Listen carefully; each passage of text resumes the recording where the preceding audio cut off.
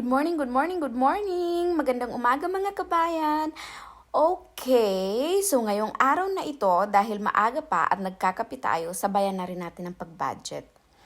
Kasi malapit na yung sahuran, ilang araw na lang. Ito yung pinakamasarap na moment ng OFW, yung malapit na yung sahuran. Nakakakilig yung pakiramdam.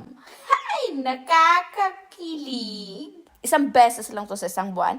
And ilang araw yung pakiramdam na to kasi lilipad pera sa kamay natin. Kaya enjoy the moment, guys. Enjoy the moment. Alright.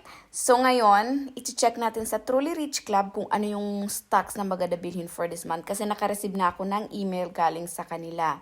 Then, i-check natin sa Call Financial kung ilan yung board lot na kailangan bilhin for that stocks and kung magkano yung halaga ng buong board lot. Para alam natin kung magkano yung itatabi natin pera para sa investment.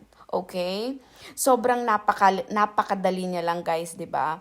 Sila na yung hunguya para sa'yo, lulunukin nyo na lang. Lulunukin nyo na lang. Okay guys, back tayo dun sa pag-budgeting. Kasi ayokong mangyari sa inyo yung nangyari sa akin dati na dating ng sahod, na-overwhelm ako, gastos agad, padala doon. So ngayon, ang ending, nangungutang si Inday, 'di ba? Wala ng pera, ay utang pa. Kaya wag niyong gagawin yon. Mag-budget muna kayo para nahahati-hati niyo yung pera, hindi yung gastos dito, gastos doon, 'di ba? Okay.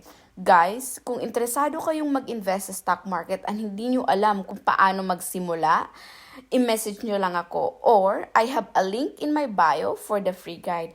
Ciao!